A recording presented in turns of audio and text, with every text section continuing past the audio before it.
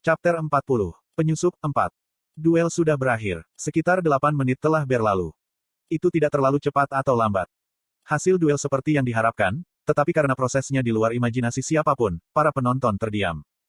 Betapa menakutkan. Itu benar-benar peluru, kan? Petik 2. Dalam keheningan ini, Oh Junhyuk menatap Kim Hajin, yang sedang berjalan ke ruang tunggu. Ya. Seo Yongji mengangguk. Tapi dia sama sekali tidak terlihat terluka, meskipun dia terlihat seperti sarang lebah. Kali ini, dia berbicara sambil menunjuk ke arah Kim Horak. Seperti yang dia katakan, tubuh Kim Horak penuh dengan peluru. Meskipun titik-titik vital seperti leher dan jantung ditutupi dengan baju besi pelindung, ia tidak banyak berdarah dan tidak terlihat kesakitan juga. Untuk tipe seni bela diri, tubuh mereka adalah senjata mereka. Pemulihan adalah spesialisasi mereka. Petik 2. Jadi, bagaimana menurutmu? Kim Hajin melakukannya dengan baik dan Kim Horak terlalu ceroboh.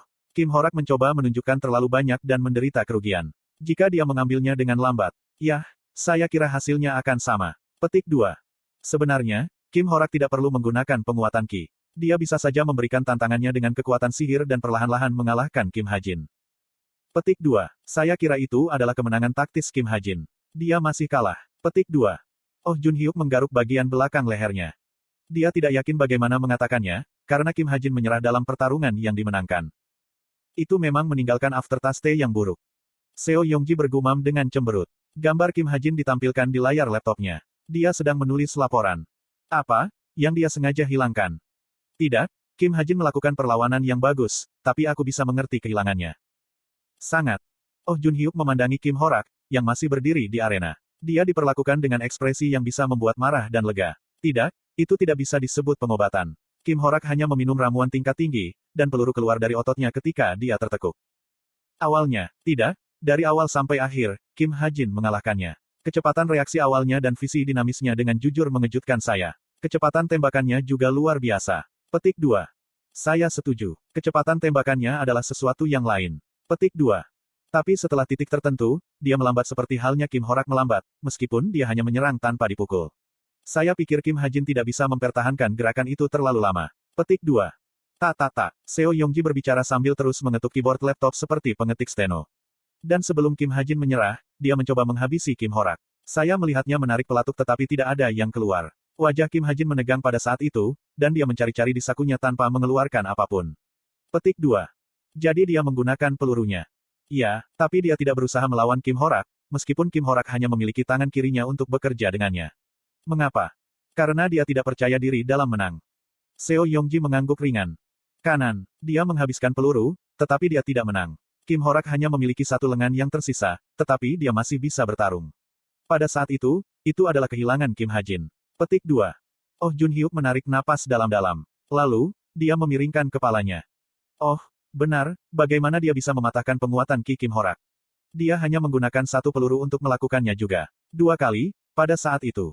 Petik 2. Benar, itu masalahnya. Itu sebabnya saya mengatakan itu meninggalkan aftertaste yang buruk. Petik 2. Seo Yongji melepas kacamatanya. Sepertinya dia sedang bersiap-siap untuk menjelaskan hal-hal secara mendalam. Oh Junhyuk menelan ludahnya. Kebanyakan orang, termasuk kamu, mungkin melewatkannya, tapi aku melihat pergerakan kekuatan sihir. Itu menempel di pelurunya. Petik 2. Apakah itu mungkin? Dia hanya seorang kadet juga. Petik 2. Mana adalah kekuatan yang sangat sulit dikendalikan. Menjadikannya cukup tipis untuk melapisi peluru dan mengompresnya cukup kuat untuk menghancurkan penguatan Ki. Itu adalah sesuatu yang bahkan Oh Junhyuk tidak percaya diri melakukannya. Saya mencari di pasaran untuk melihat apakah itu trik yang menggunakan item atau apakah itu terkait dengan hadiahnya. Jika dia menggunakan item, itu curang. Tetapi jika itu adalah hadiahnya, saya tidak tahu apa itu hadiah, tetapi itu mungkin yang pertama dari jenisnya. Petik 2. Melihat Seo Yongji menjelaskan dengan serius, Oh Junhyuk menghela nafas.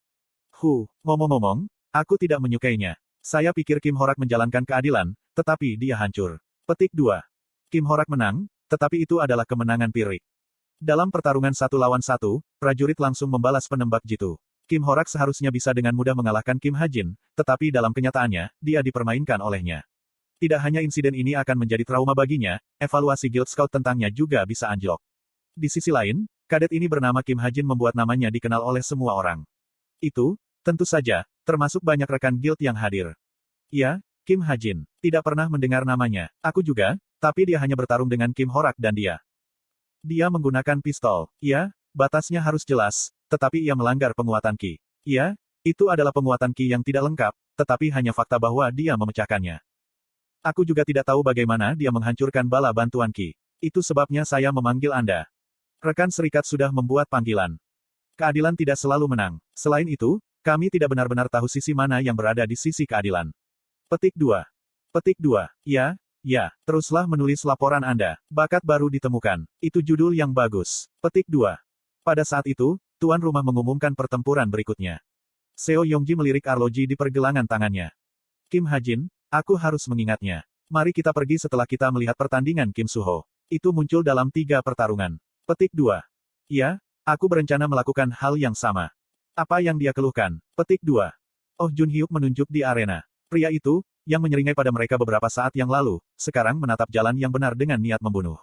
Disitulah Kim Hajin berada. Seo Yongji menjawab tidak tertarik. Petik 2. Dia pasti tidak menyukai bagaimana duel itu terjadi. Setiap orang memiliki selera masing-masing. Petik 2. Setelah duel pertama, saya menggunakan 2 nominasi saya sendiri. Saya memilih 2 taruna pria di sekitar peringkat 300 sampai 400. Duel dimulai sekitar 5 dan berakhir sekitar 8. Perkelahian itu, comeback aneh.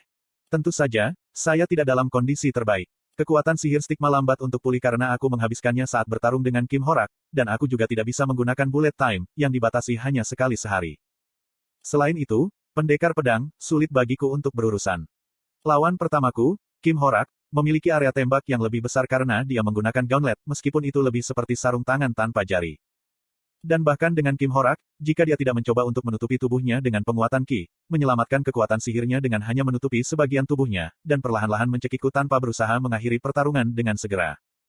Saya benar-benar tidak berdaya. Kecerobohannya adalah kejatuhannya. Dia ingin menunjukkan pengintai terlalu banyak. Dia juga mungkin mengincar rekor, kemenangan tercepat. Tapi tidak seperti Kim Horak, 2 lawan lainnya perlahan mendekatiku. Mereka memblokir peluru saya dengan pedang jangkauan panjang mereka dan menyeret pertarungan tanpa menyerbu ke arahku. Itu benar-benar merepotkan karena saya tidak bisa mendekati mereka. Tetapi pada akhirnya, saya berhasil mengklaim kemenangan di kedua duel. Itu semua berkat keberuntungan. Lawan pertama kalah karena memantul. Peluru yang aku tembak tanpa sengaja di tanah memantul dan mengenai ketiaknya. Lawan menjatuhkan pedangnya dari rasa sakit yang tak terduga dan langsung menyerah. Lawan kedua kalah karena kesalahannya sendiri. Pertempuran ini adalah pertempuran berlarut-larut yang berlangsung selama 30 menit. Selama waktu ini, lawan berkeringat terlalu banyak karena terus-menerus memblokir peluru saya, dan keringat menggenang hingga genangan air.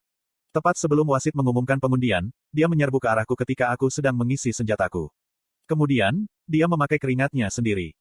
Hoik! Saya masih ingat teriakannya. Ya Tuhan, pria itu terlalu lucu. Aku terkikik dan berbaring di tempat tidur. Hasil akhirnya adalah 2 kali menang 1 kali kalah. Saat penembak jitu mendapatkan poin bonus karena bertarung dengan prajurit jarak dekat, aku tidak perlu lagi khawatir ditahan. Oh gelombang. Aku menggeliat dan melihat keluar jendela. Jauh di tengah malam, kegelapan menutupi dunia seperti tirai tebal, dan bulan, yang merupakan satu-satunya sumber cahaya, pudar dan pucat. Pemandangan luar yang menyeramkan membawa kecemasan yang tidak berdasar. Petik 2. Aku harap semuanya akan baik-baik saja. Tiba-tiba aku teringat pada Chameleon Troupe. Saya melihat mereka di arena. Bukan hanya bos dari Chameleon Troupe di sini, pria itu juga ada di sini seperti yang saya harapkan. Monster dengan insting binatang buas, benar-benar terobsesi dengan pengejaran kekuatan. Jika semuanya berjalan sesuai dengan cerita aslinya, dia seharusnya merasakan potensi Kim Suho dan Shin Jong-hak dan kembali dengan damai setelah berjanji untuk melawan mereka di masa depan. Tapi bukan itu masalahnya sekarang. Kyuubi saat ini dipenuhi dengan orang-orang yang ingin dia lawan, segera. Yah, sepertinya aku tidak bisa berbuat apa-apa. Yang perlu dia lakukan hanyalah nafas berat agar kepalaku meledak. Pandanganku yang mengembara mendarat di sudut tempat tidurku. Hadiah yang diberikan Taman Suhyuk ada di sana. Dia mengirim hadiah yang agak mahal sebagai rasa terima kasih kepada investor pertamanya. Drone.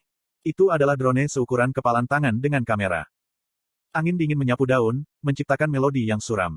Di salah satu hutan buatan Kyuubi, seorang pria duduk di batang pohon. Dia berada di tengah-tengah kegelapan pekat, tetapi tubuhnya yang besar bisa dilihat dengan mudah. Jas formal yang dikenakannya membuatnya sangat menarik perhatian. Dia tidak sesuai dengan standar saya. Pria itu bergumam dengan suara rendah. Dengan standar Anda. Ya, dia adalah mouse dengan standar saya. Saya tidak menyukainya, seorang lelaki kecil yang hanya menembak dari jarak yang jauh. Petik 2. Kamu berarti kamu tidak menyukai gaya bertarungnya. Wah, kamu seharusnya mencari tahu mengapa bos tertarik padanya. Bagaimana mungkin saya mengetahuinya? Suara pria itu menjadi bermusuhan. Apa yang membuatmu marah? Anda akan mengerti jika Anda melihat perkelahian tikus kecil itu. Tikus menyukainya. Aku harus memenggal kepala mereka. Petik 2. Mata pria itu sudah memerah. Duel yang dilihatnya di antara pemula membuat darahnya mendidih. Dia ingin melompat dan menunjukkan kepada mereka apa pertarungan yang sebenarnya. Meskipun dia nyaris tidak menahan dorongan ini, nalurinya terus-menerus bersaing dengan alasannya. Bagaimana dengan Kim Suho dan Shin Jong-hak? Aku pikir mereka baik-baik saja. Mungkin tidak. Buat pikiranmu. Mereka baik-baik saja. Senang. Saya ingin menunggu sampai mereka dewasa untuk bertarung. Petik 2. Pada saat itu. Kamu siapa? Sebuah suara terdengar dari belakangnya. Pria itu berbalik. Itu adalah seorang perwira polisi yang dikerahkan untuk ujian tempur. Pria itu tidak memperhatikannya karena dia adalah orang lemah yang bahkan belum belajar kekuatan sihir. Jangan lupa mengapa bos membawamu. Mendengar kata-kata ini, pria itu mengangguk. Ya, aku tahu. Saya seorang ahli dalam hal mengenali yang kuat.